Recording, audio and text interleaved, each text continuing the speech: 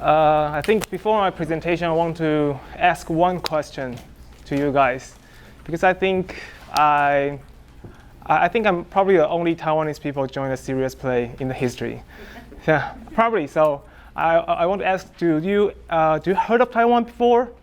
Please raise your hand. Because we are very small and live in the Southeast Asia, and I fly across all of the health planning to join a serious play because I joined the industry like 7 years ago, and I think this is probably my second time speaking English for presentation. So please give me claps if you think anything is good or anything is not good, and you will encourage me to keep going on to give you more about my work.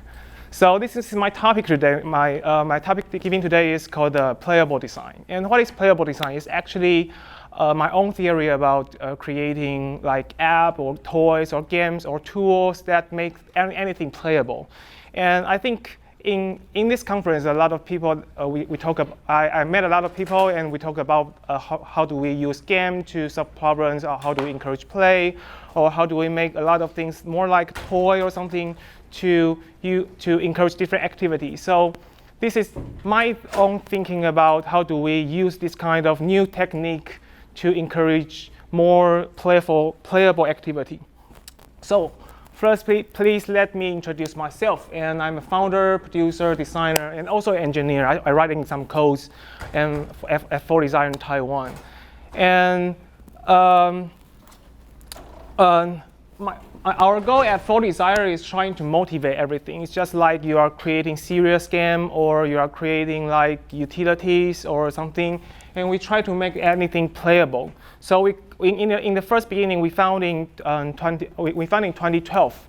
So it's 7 years ago. We try to collaborate with our client and try to help them to make their tool more like toy or something. Make their activity, make their client feel have more motivation to do things in their way. So now this is all our product, both on the App Store and Google Play. And now we have actually 3 products online. And the first in the left-hand side is called a Plant Nanny. And what is Plant Nanny? It's actually a water reminder app, which means it will encourage you to drink more water more regularly and keeping hydrated. Because in everyday life, people will forget it. Like me, I think yesterday I go to clinic for a health check, and they told me I don't know how to speak in English. Anyway, it's a small stone in your, I don't know how is that. Yeah, it's very, very small. They say the doctor told me that I need to drink more water, and it will become smaller and probably will be out of your body. So I'm started thinking like in nowadays we need to do a lot of boring things, but we want to make it more interesting. Then you will have more motivation to do that. So this is the reason I created my own app. It's called a Plant Nanny. Then why is Plant? It's because it's a water reminder game combined with the Tamagotchi game. Have you heard of Tamagotchi before? It's a very somebody not had. Yes, it's very famous small toy or digital toys in Japan. It's actually like you have a little egg and you can carry on it. You need to take care of it. It's a digital pet. You need to bring it every day, and it's like you want to raise your pets, but you don't want the real one. So you have a digital one. And I borrowed the thinking to the app and combine them together. So you have a little plants living in your phone. If you drink more water, your plants will grow up very well. But if you don't, your plants will die. So this is a very good metaphor to keep people think about their own body, because you visualize them together. And the second is it's called a Walkr. So it's more like a zombie game, but it's not. Walkr means it's a spaceship. It's the name of spaceship. And the spaceship is driven by your pedometer. So if you walk more, you will earn a lot of what we call so-called walking energy to fuel your spaceship. Then your spaceship will discover the galaxy to discover a lot of fascinating or awesome planets like like you are a very, very cool pilot to discover the universe. And so the game is like to encourage you to walk like every 10,000 steps every day to keep going on, and you will keep fuel your energy. You can play the game with your friends, and you can join your, we call it a co-pilot system, to give your walking energy to each other, to encourage every of your friends to go out and walk together. So we receive a lot of feedback, like there's a family write an email and told me when they downloaded Walkr and they play as a family together, and their dog is the most encouraged one because they can walk the dog every day to earn the walking energy. And third game is very interesting. It's my own favorite. It's a bookkeeping app, because I would say in Asian country we like to save money. So we don't spend money when we earn it. We want to save it because I think it's because of our culture. So people, if you want to save more money, then you need to learn how to do the bookkeeping job. So we combine the bookkeeping job with the city simulation game. So every time you record expenses, then you will earn a building. So for example, if you record expenses like you ate a lunch, then you will get a restaurant. And if you record traffic or you take a bus or something, you will earn a bus stop or spaceship station or something. So after a month, if you do it regularly, then you will have a city. It's just like you. If you like to eating a lot of things, then you have a lot of restaurants in your city. And if you spend a lot of money going to traffic or in your car or something, you will have a very good, very cool traffic system in your city. So this is 3 games in our both on the App Store and Google Play. We already have 23 people using it globally. So it's a very cool numbers for me, not only because using games can help a lot of people in trying to improve their life and solve their real life problem. It's also because the number is just almost the population of Taiwan. So for me, it's just a metaphor, but for me, it's very exciting that to think about all of the people in the island is using your product, and they are trying to encourage their life and make their life much more playable. And my journey is actually start from when I was studying the National Taiwan University as a graduate student. And when I was I think in my first year in the graduate student, I joined the lab, and I discovered that there is small fish tank, glass small fish tank with a monitor inside it without any water. But in the monitor, there's a lot of sea creatures and swimming around. And I'm very curious about the system. Why we have this kind of, I would say it's a little bit boring glass tank inside our group meeting table, on our group meeting table. Because I'm very curious, so I went to find my professor and asked him about what is it. So what is this for? And he told me this very interesting answer. This actually it was actually an ongoing research. So we connect the power consumption of the building, of our research room with the aquarium, with the little aquarium. So if we use too much power or electricity, you will see the level of the ecosystem of the aquarium will going down. But if we try to save our energy, like we turn off our monitor, we turn off our computer before we leave the lab, then we will save some energy and we will level up the whole aquarium ecosystem. So I was told that by one of my classmates that said the researcher defined the aquarium. When you reach the level 30, I think this is the max level, then you will get a mermaid. You can see in the level 1, you can get a mermaid. This is the highest one. So to win the mermaid, I literally turned off every computer every day.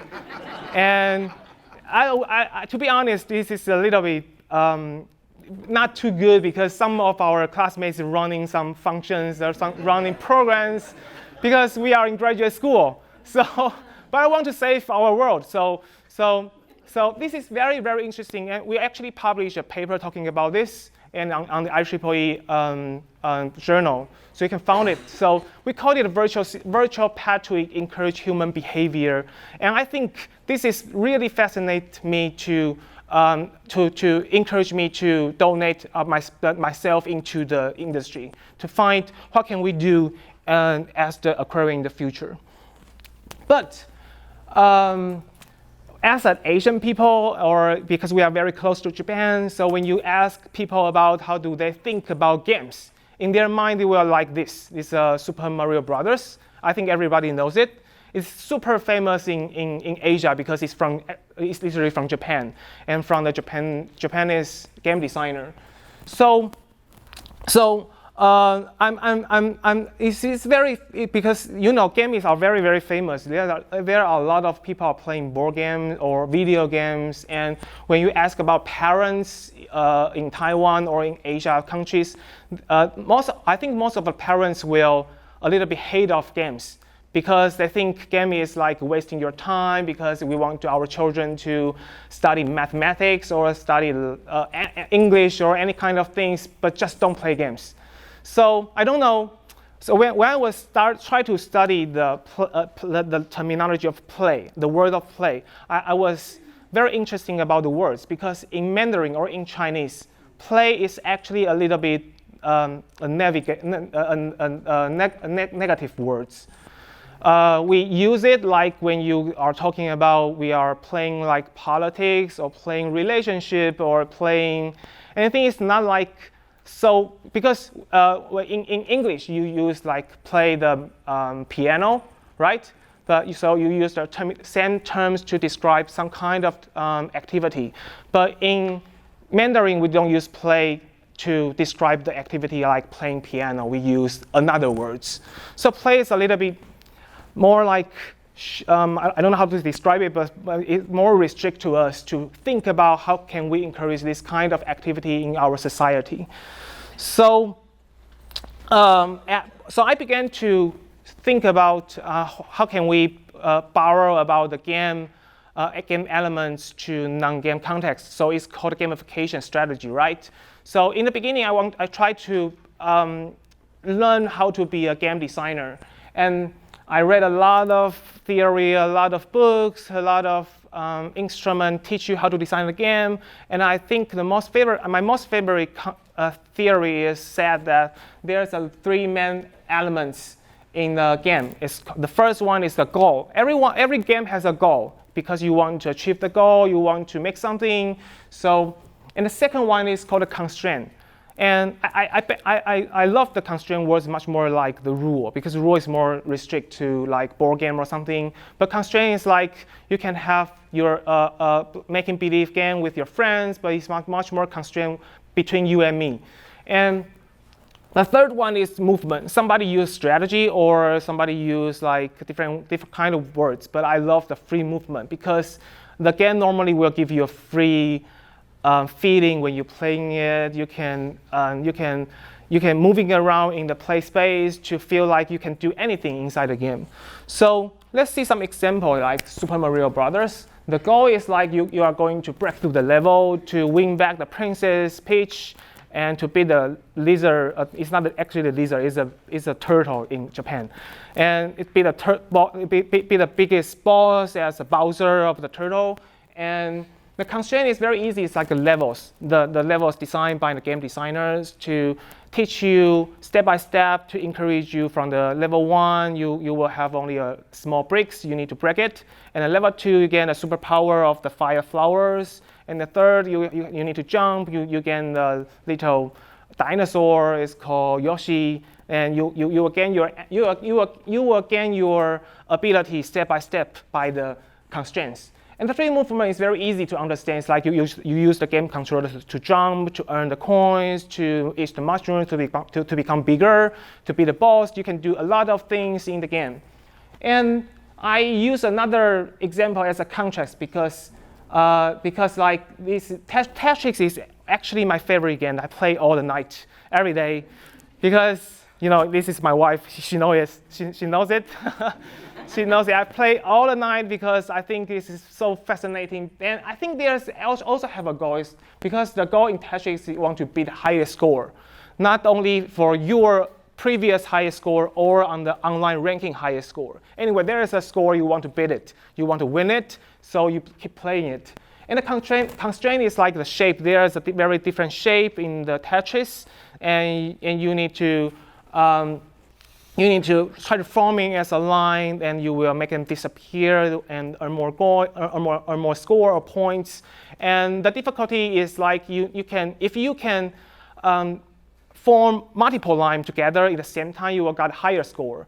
So you need to find some kind of strategy and how to place them as a free movement. You can place a shape here, shape there, and think about how can I make them disappear altogether.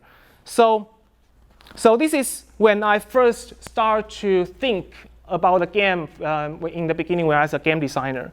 But after a while, I just discovered that I don't think it's work. Why? Because there is, as a Taiwanese, I think it's as ancient people, we all play a game. It's called a university entrance exam. So let's see. We have a goal. Is same as the Tetris. You need to get highest score because you want to join the university. You want to be the top one. So you need to get highest score. You want not only the mathematics or scientists or history. Anyway, you want every score is the highest one. And the constraints like the subject of the exam, because there, as I say, there's a mathematics. So you need, if you would like to go to the engineering school like me, or you want to go to law school, then you will understand what kind of subject you need to take care of it, and other probably you don't care about it. So you have free movement because we spent 3 years in the high school, in the senior high school. So you probably don't have enough time to take care of both of the play and to study, right? So you have very limited time to prepare your exam.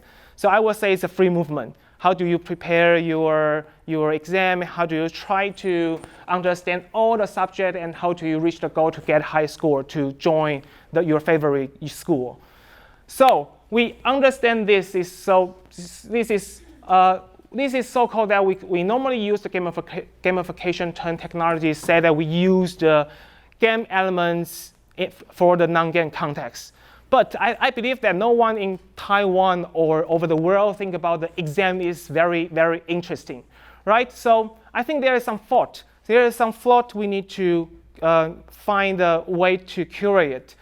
And another of my favorite game is called the World of the Warcraft. I think it's super famous of course in the United States. And I think every different games have their players. So, and not every game fit every players, and of course not every players love every games. So there are 3 games, and we have 3 different kind of players. If you are in game industry, you will totally understand that when we start to design a game, we try to figure out what kind of target audience we want to face them. We want to sell our game to them. We do the case study, we do the focus group, we do the online survey, we track a lot of the numbers or data to understand our target audience. So if you want to use the gamification technology, what kind of element of the game you want to borrow from? This is a interesting question you need to think before you want to make some gamification tools, because we all know there's like leaderboards, like points, like awards, like badge, a lot of things. But if you want to fit your game to the target audience, to the right people, you need to keep thinking about. It's not only about the game itself; it's about the activity you are going to design for. So.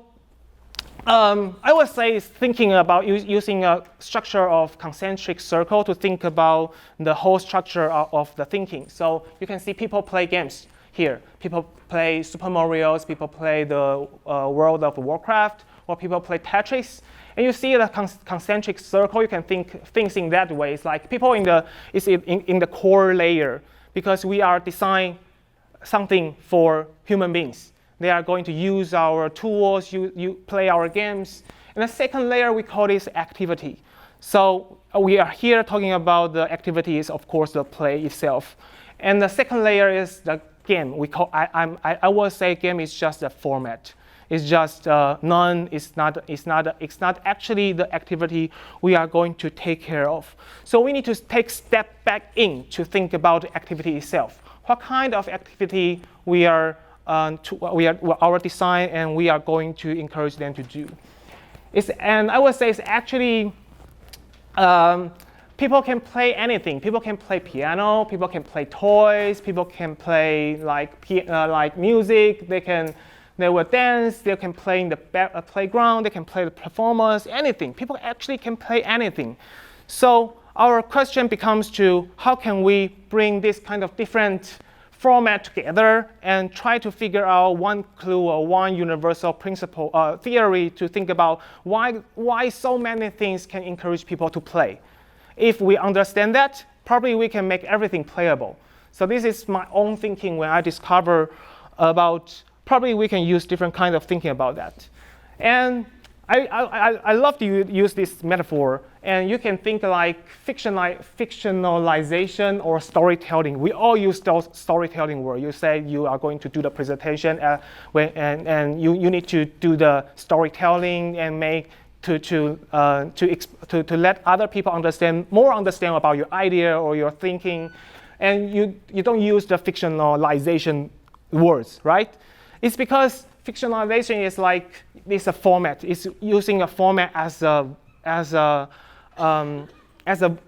activity. It's very hard to understand. So my thinking is like I don't use gamification in the way of thinking when I'm going to start a project, because it will limit my thought, limit my thinking to think about. Or probably the game is very interesting because you use the game mechanism or something, or use the leaderboard, or use the badge, or give the some kind of things. I try to think about why they play in the playground, why they play in different, why they play the piano, why they play the guitar. I'm a pianist, also a guitar player. So I totally understand why this kind of musical instrument fascinate me. So this is why I'm start to use the words called the playable design. And Don Norman is a professor. He's a very famous professor. He published a paper in, I think, 2015 or 2005, and talk about user-centered design probably harmful. And he introduced a new word. It's called activity-centered design, because because when we try to learn design, we know that we use a lot of ideal encourage we are going to use human-centered design. What is human-centered design? Means that you need to take care of the human, both their behavioral or cognitively, to think about their body, their thinking, and you are going to provide them very easy to use tools to help them use anything. But there's actually a lot of things or a lot of activity is not actually easy to do. For example, playing piano or watching your watch to understand the time. You need to learn how to read your watch to understand what time is it, because it takes time to learn. And if you are step back to think about if you can use the more activity-centered method, then we can make ourselves as an activity designer. So we can hopefully make our business meeting more playable, or make our game more, or make our toy more playable, or make our course more playable, or make anything more playable. And I would say so I started to study the term of play. So my way is to Google Play, and I search the term play on the Amazon, and buy every single book have a title of play, and try to read them. So I would say this is my favorite concept. It's like play is the way to explore our world. There is a psychology say that when you are a child, you will play your fingers because you don't know the finger is yourself. You don't know that because it's very hard to control your fingers when you are little babies. And you think about mommy is yourself because you want anything, your mom will give it to you. So you think like you can control your mom as you, but you can control your own finger.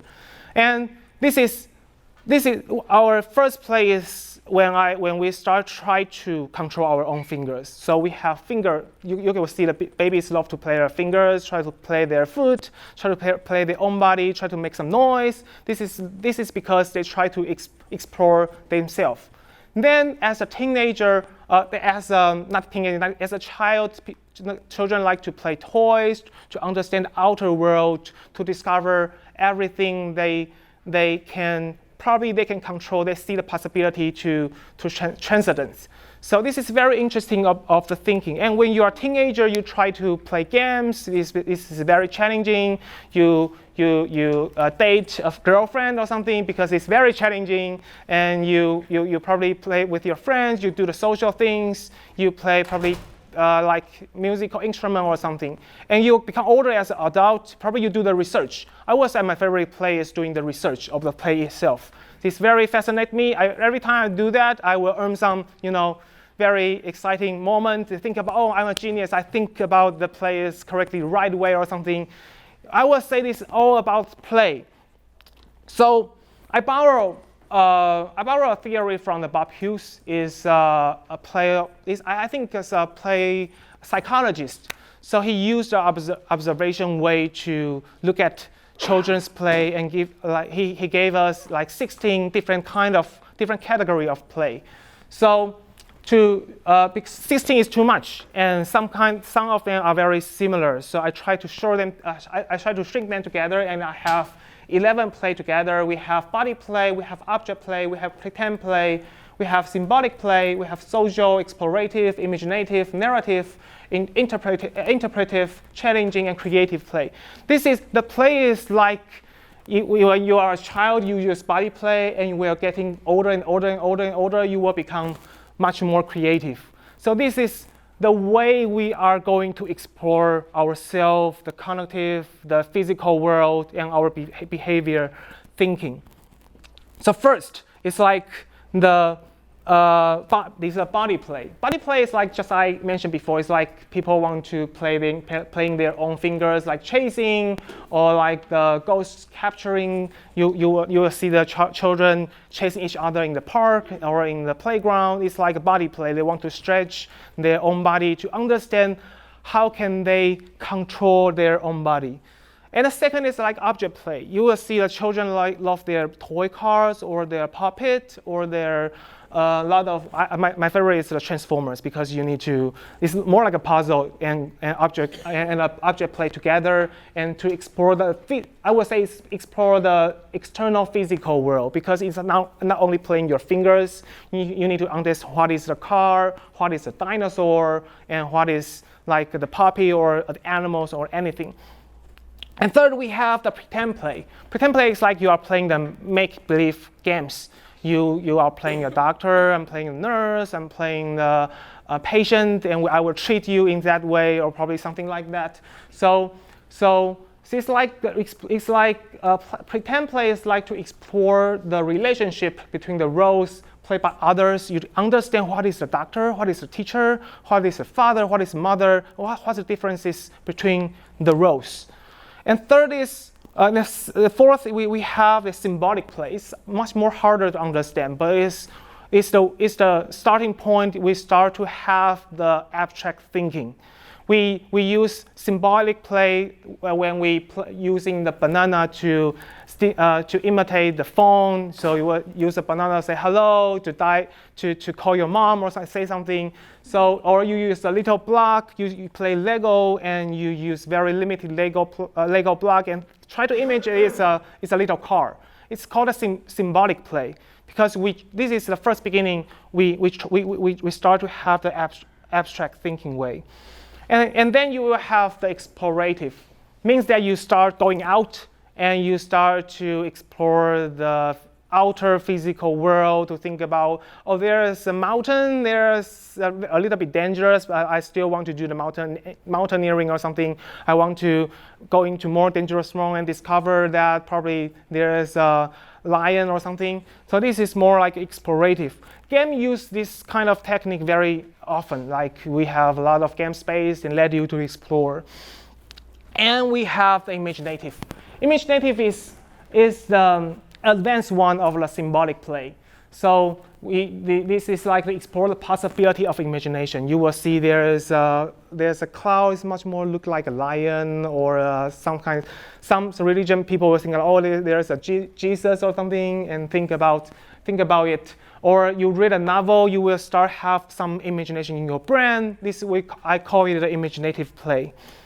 Then we have is a narrative play, because narrative play is an advanced version of the pretend play. Because we understand the different roles, then we try to tell the story between the different roles. So mom will love that, probably not, probably yes. And you will try to read the picture books and novels and watch movies and television programs to try to making some stories between and relationship between different roles or characters. And then we have it's called a social play. Social play is like you are going to explore the relationship between the self, others, and group. Then you will have like very interesting interaction with your friends or your teachers or your families. You have the social play. So the common example is like you are going to have friends together. In Taiwan, we use very normal term like play with your friends. If you are going to hang out with your friends, we use the words like play. So it's very interesting. And then we have the challenging play. Challenging play is more like so-called gamification terms. It's like the challenging video games, or you are going to practicing the musical instrument, or you are going to have the sense of the accomplishment when you derive from the work.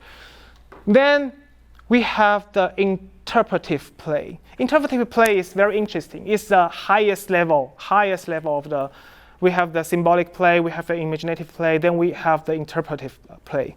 Interpretive play is much more like that. If you understand about art, so what kind of feeling you can feel from the art? You will feel like the passion, you feel like only the yellow. So if you have the passion, then it's like your way of the thinking is more abstract.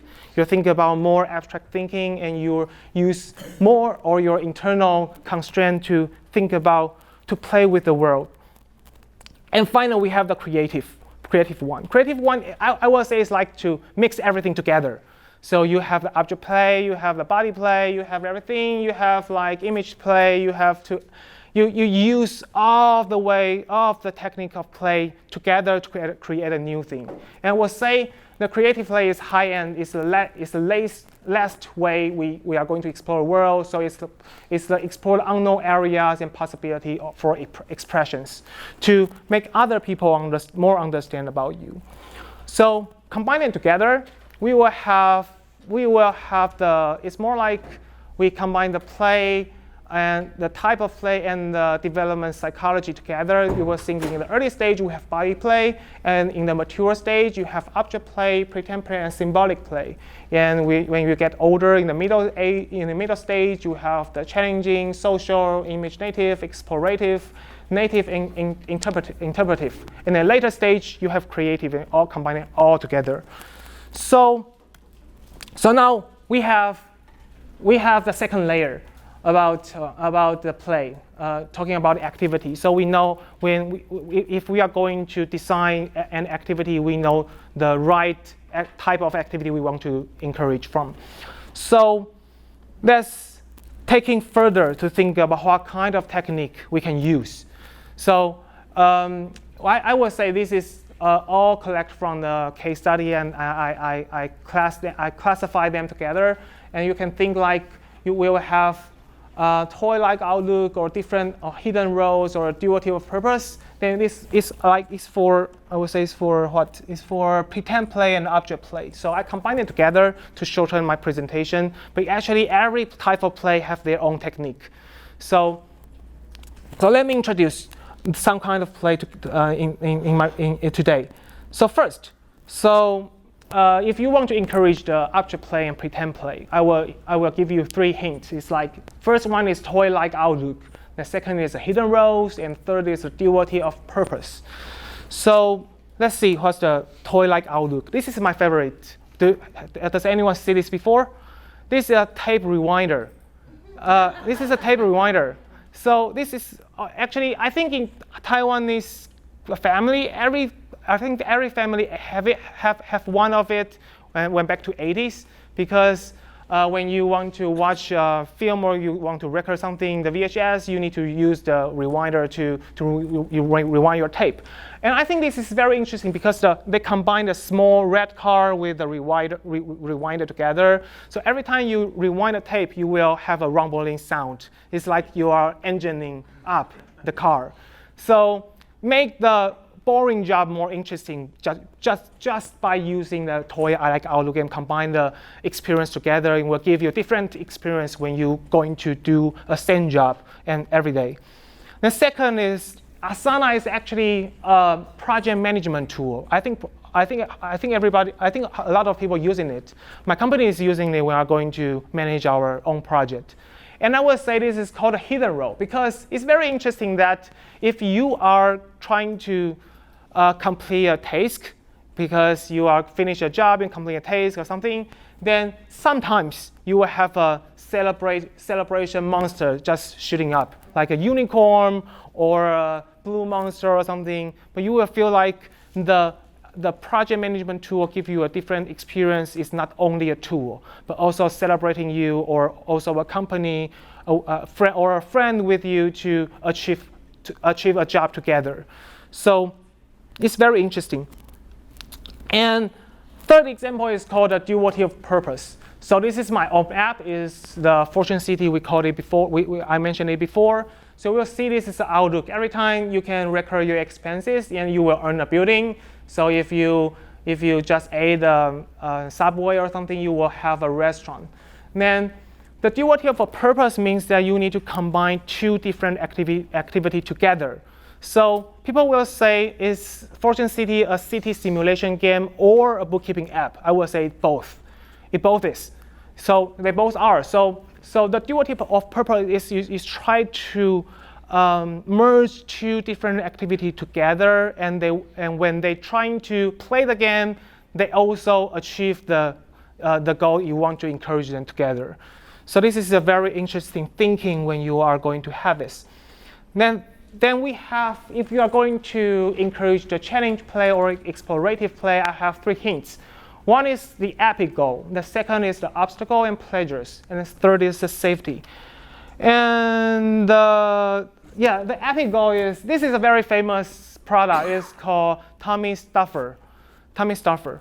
And Tummy Stuffer is very good because if you have a preschool kids in your home, in your house, you will discover that every toy is spread over the floor. And cleaning up is like a war between your child and the parents. I think everybody feel like it, but the Tummy Stuffer just solve it, because you can told your child the little animal really like to eat your toys.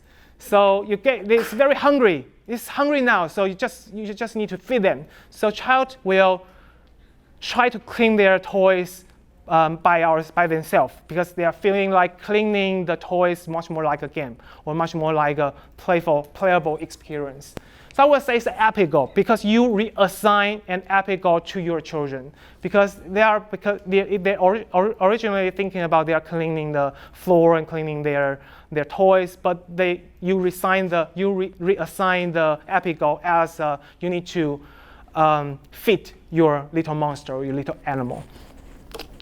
And the pleasure, obstacle, and pleasures and safety, we will say is much more like serious game, because I think every serious game just providing this kind of thinking. Like serious game is like you are going to provide a safety environment. I think this is a game for customer service or customer relationship agent are going to training them how to interact with the customers. So this kind of serious game is providing you a safety environment, and you can give you some obstacles, give you some challenging, and give you some pleasures like some badge, some points or some score leaderboard. I would say so-called gamification technology is more like the obstacle and pleasure response, pleasure role response, and safety combined together. And we have the symbolic play and imaginative play. I think the first one is the metaphor, and the second one is the virtual characters, and third one is making believe. It's very interesting. This is my favorite coaster. It's called the Flowing City. Flowing City means that if you put this little city on the coaster, you can see it.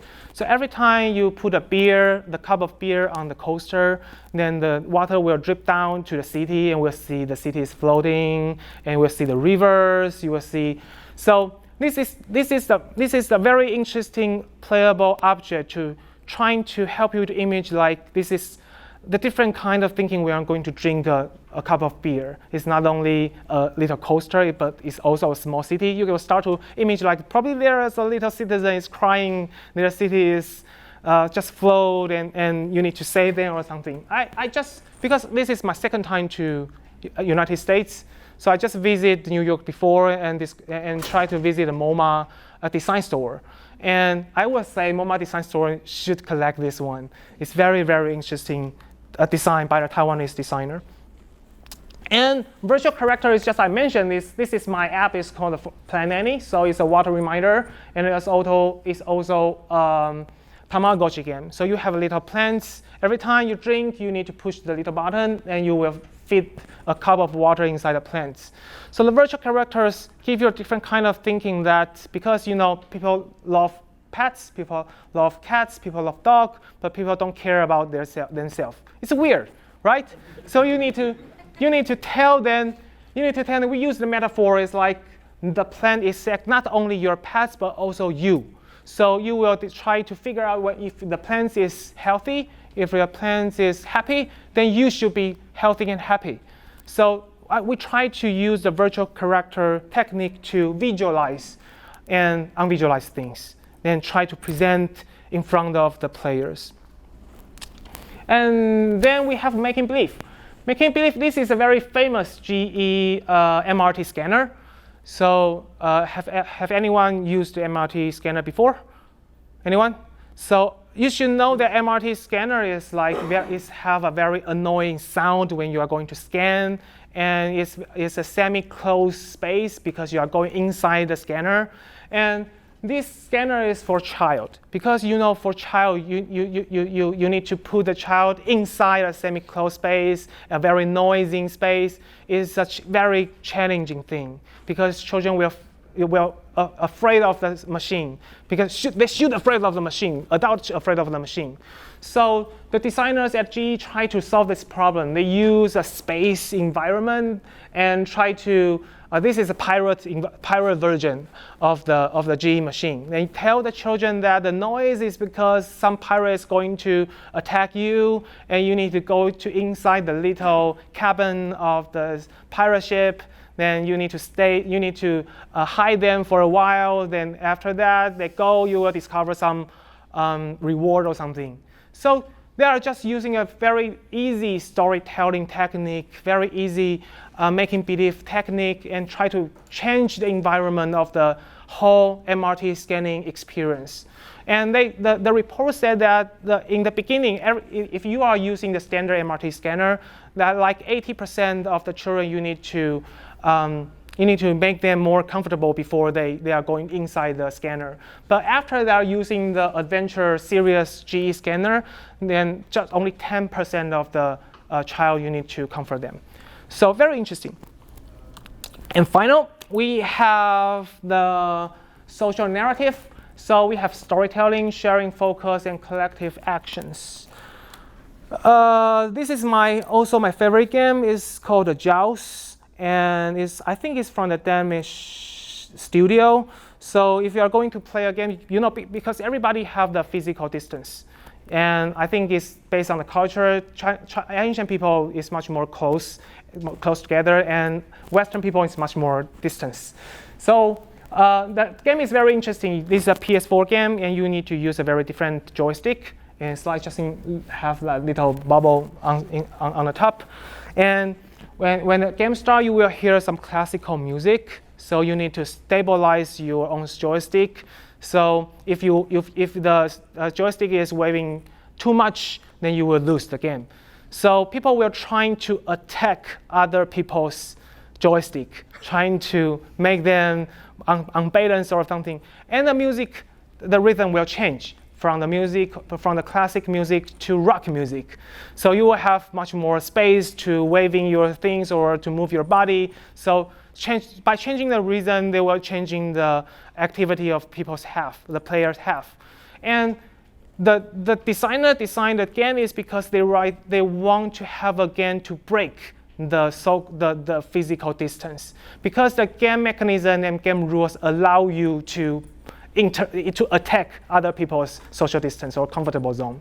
So there's a report said if you are going to have a research group or you need to team up some people, you need to play the game before because people can collaborate more closely together because they already break their distance.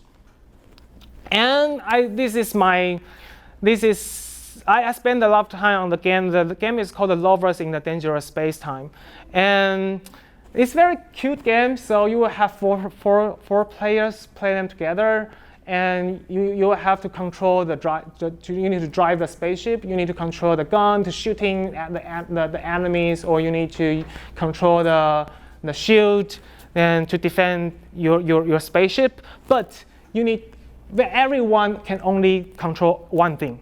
So you need to collaborate together. This is we call the shared focus. Because we have the same goal, but we need to collaborate. We need to collaborate and we have collective actions and all doing together. Otherwise, we will lose the game altogether. So the game is trying to give you an environment to think about. People have the same goal, so they have to team up together to think about what can do, what cannot do. And you discover that in the beginning, the game is like a chaos because no one know how to do and how should I do. But after like 30 minutes, everyone has their own role. Someone is the driver, someone is the shooter, someone is the defender. You will see this as a very interesting way. And finally, we have the interpretive and creative play. And I will give you the example of the symphonies. Symphonies is called, because I play music, so this is a keyboard block. It's from the American company called Rolly. And it's very interesting because it's block, so you can connect every block all together. And you can purchase different block, and you can make your own instrument for a concert or for a studio recording. So it's just like Lego. So make the symphonies is much more like make everything more like Lego. They combine them together. I can make different things in my own way and make a thing more playable because I can use this kind of technology to make the instrument not only a music instrument but also a toy full of inspiration and playfulness. And finally, we have the Makey. It's from the MIT Media Lab. It's so cool. It's like you have the kit, and I think the kit is inspired by a native tribe, and the tribe is use all the things in the tribe is made by the palm leaf. So the designer think like everything should be creative and everyone should be given the chance to create. So they present you Makey kits. So kits is like that. You can make everything conductive into a game controller. So you can control the joystick and to the banana. So you can use the banana to play games. And you can see the video like somebody use the controller to the water. Then they can use the water to control the games. They can use the stairs to control the Super Mario games and everything. So it's very interesting that if you have the adaptability to use this kind of technique to make everything more interesting. So my talk today is much more like I believe that anything people can play anything if you provide the right technique, right way, right atmosphere, right environment, or right hook to make them more feel like they can use the play to interact with your object or your tool or your environment or your organization, anything. So I will keep. So you will discover that all of my project is using all my technique together and combine, try to mix them and try to encourage the play and present them to my client and to help them think like everything is playable. So this is today's talking, and I hope you enjoy it. So anyone have any questions? You had mentioned one of your favorite games being Tetris. What is it do you think about certain types of games that really draw people in and keep people engaged? I would say it's very different. And because for me, my favorite game is Tetris, because Tetris is very challenging, especially you play with, like there's a very latest version of Tetris. It's called Tetris 99. Means that you are playing Tetris with 99 competitors together, and you need to be the last one. So it's much more harder than the first version of Tetris. So the game format is changing. I would say your question is very depending on different kind of person. So my favorite game is Tetris. I would not say, so Tetris is a favorite game design model you need to learn it from or think about this is the best way to solve the problem. This is just because this is my favorite. Yeah. Your slides are very informative and helpful, and I saw a lot of people taking pictures of them. Will they be available after the conference? Yeah. Yeah, it will be available. I think the conference will collect all the slides together and upload them on the cloud. I think you will discover it after the conference. Any question? Thank you.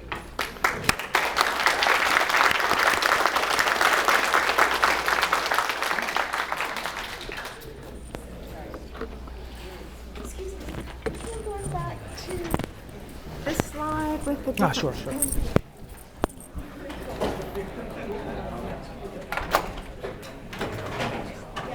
This one, right?